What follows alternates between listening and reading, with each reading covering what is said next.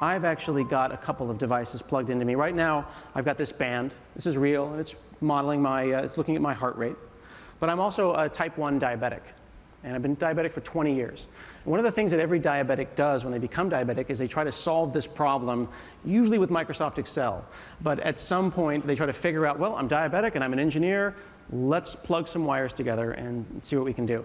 So when we say the Internet of Things, I think it's great that you, the normal sugared people, you have your Fitbits, and we think that's adorable. But I have, an insulin pump, and that insulin pump is plugged in.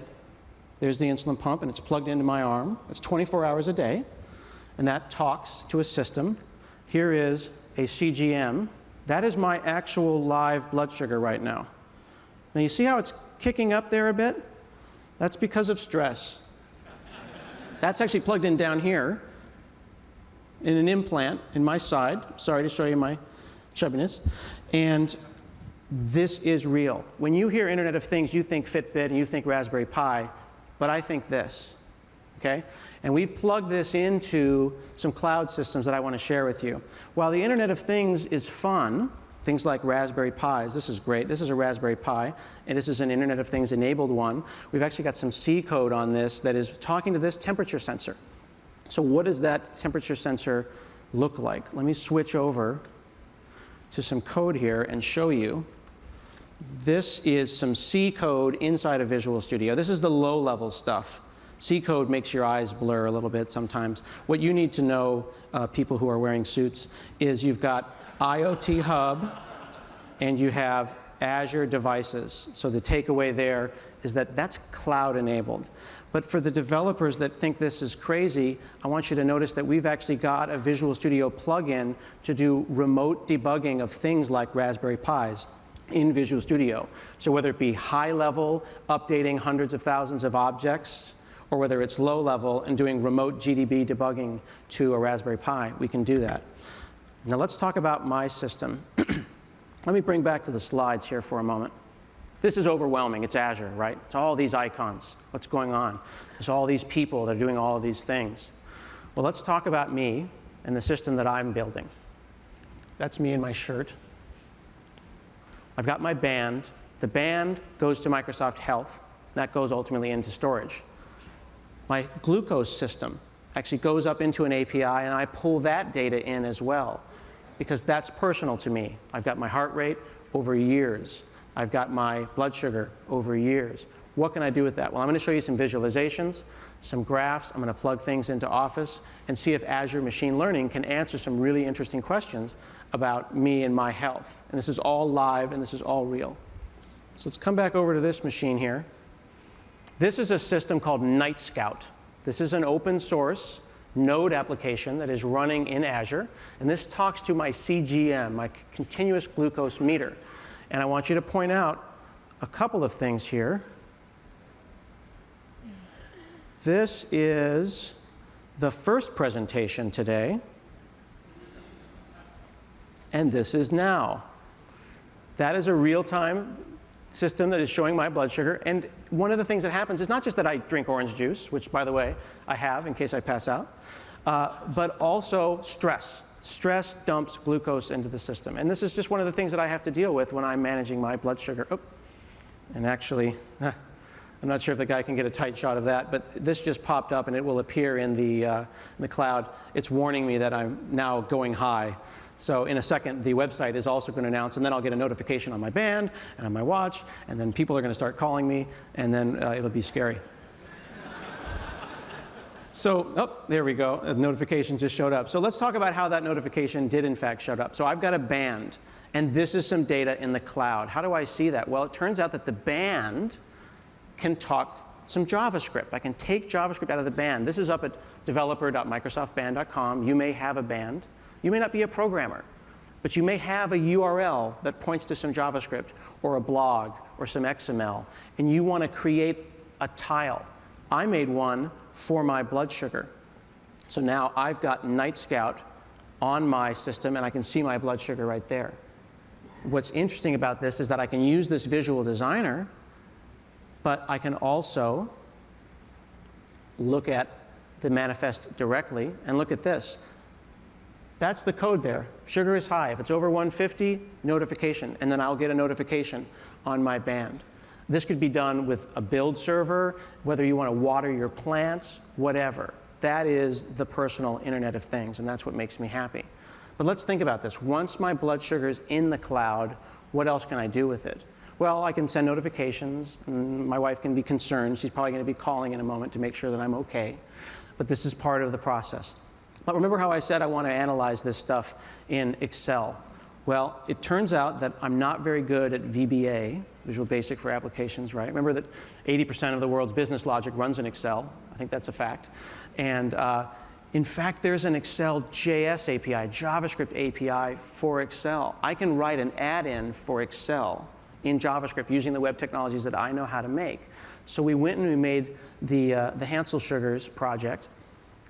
And I'm going to actually show you some of the code here in just a second. Here we go. Where we're going to populate a table in Excel using JavaScript, using web technologies. And what is exciting for me about this is that I didn't know how to do this before. You see, I'm a web developer.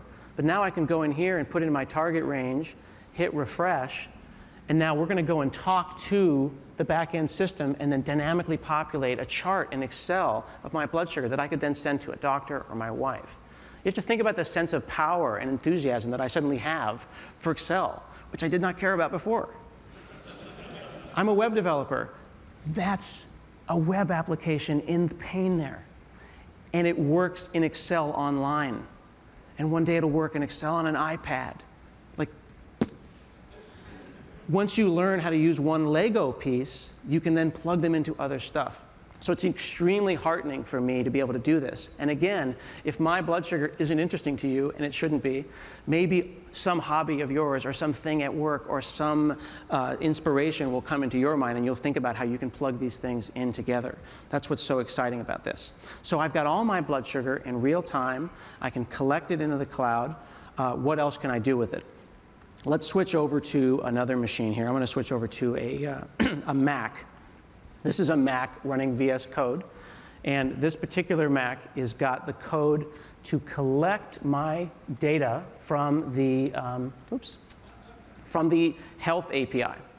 Okay, so we're going to go and make RESTful API calls, big standard API calls, off to Microsoft Health, which is where the band data is stored, because this is the thing that's so important. It's my data. It's my heartbeat data. My blood sugar is my data. So once I have that ownership of that data, what can I do with it? I can plug in that data and do different stuff. So let me see if I can jump out of here. This has gone full screen. Full screen can be a little confusing. There we go. I'm going to take that data, I'm going to pull it out of the Microsoft Health API, and this is a storage explorer. The reason I wanted to show you this on a Mac is that this is the Azure Storage Explorer that we've released that is cross-platform. We're looking at the CSV files of my blood sugar data as it's sitting in the cloud. Excuse me, my heart rate data, pardon me. I'm going to hit download. I'm going to throw that on the desktop. Watch the right side. Now I have power. Now I have control. Now I've got a hold of that, and I can run analysis on it. Now, in this case, I just brought it down to the desktop. I could do some test notification about my blood sugar. I've got, and I can do some analysis here, but maybe I want to do that analysis in a more sophisticated way. When you start thinking about the Internet of Things, you start thinking about huge amounts of data. I said it has my heart rate. Well, like, how much is that? Well, I mean, is it an average over a minute, over 5 minutes, over hours? This is a huge amount of data. My blood sugar is doing 300 or 400 data sets every single day over the course of a year. This adds up to huge amounts of information. This is where simply putting it into Excel and sorting and going, it looks like a pattern, isn't going to be enough for me. I'm going to need to do some machine learning. I want to find out about, why does my blood sugar go up when I'm stressed out? What does Thanksgiving dinner look like? Maybe I can answer those questions with machine learning. So I'm going to switch back over to this system here. And what I'm going to do is I'm going to jump into here. This is a machine learning kind of algorithm that I've put together, an experiment, if you will, to pull in data from the heart rate on the right there from Azure Storage and the glucose data. And I'm going to come up with a stress index. I'm inventing a number. It's the Hanselman stress index. And we're going to load that data up. And what we're going to do is clean it up, do a little bit of normalization, do a couple of analysis, run some statistics, and then come up with a data set that the result is going to be a time-based data set of my stress. Okay, so that's kind of interesting. It's pretty powerful, though, but I need to see it over time. So how would I express this over time, and what value is there in it? Well, there is this API in Office 365 and all of Microsoft called the Graph API, right? The Microsoft Graph, graph.microsoft.com. And this allows me to pull my information. Remember how I kept stressing? It's my blood sugar and my heart rate and my calendar and my email. I want a unified API to go and get those things. And the Graph API, and you can see there at graph.microsoft.com, allows me to make those requests. So what if we looked at my blood sugar and my stress and my heart rate over time, overlaid on an Office 365 calendar? That could give us some insights. And again, I don't know anything about this stuff. This is what's so important and why, as a developer, this is so exciting. I know JavaScript, I know the web, I know C#, and now I'm feeling comfortable about the cloud. But when I see, hey, this is an API, and it uses JavaScript, and I can access all of the graph data in Microsoft, that's amazing. That's a playground of excitement. So I can go and build this, get a start date and an end date. This is all standard parsing of JSON, parsing of JavaScript, all using the Graph API. Let's go and see what kind of a question that could potentially answer. So here is my calendar, the stress index as it applies to calendar data. Let's click on one. This is all real. Okay, so here's glucose is updating. I can see the different rehearsals, and I can see heart rate and sugar and stress changing. I can actually run queries and see the result of that machine learning and ask the really burning question, the question that we all have, which is, what is the most stressful person in my life that is causing these problems and raising my blood sugar?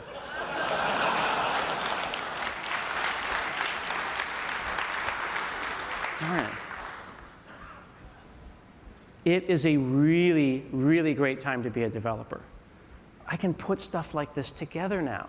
It is an extremely personal time. It is an extremely empowering time. You know how we keep telling everyone, teach the kids how to code. Everyone needs to learn how to code. That's a part of it. But we need to teach people how to think about systems, and how to plug stuff in. I don't know the Graph API, but it made sense because it's using open web technologies.